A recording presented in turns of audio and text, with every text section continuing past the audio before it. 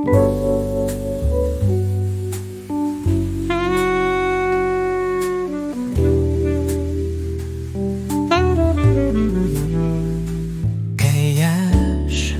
nurlarında yөгердем, Yaşel үләннәр arasında үттем.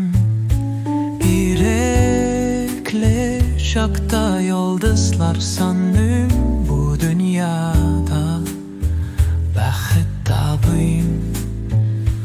Tugan җирдән min güç табам, Sуларда балыклар эзлим.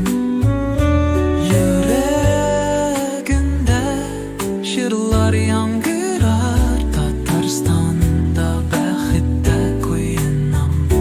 Бәхет нурлары үзе килгән, җирдә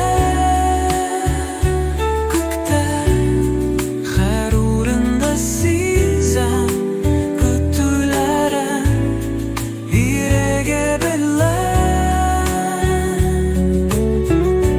Вә иртә көнне җыр белән башлыйм.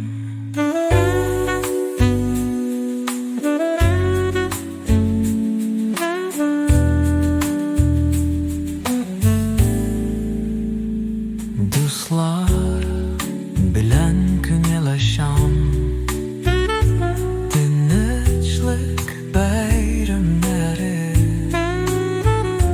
яктан яннары, йөрәкләрдә мәхәббәт ялкыны. Бу дөньяның чәчәк яклары кичерәй зур бәхет таратам. Сөюче дуслык бергә чакта, бу юллар бәхеттән илтелгән. Бәхет нурлары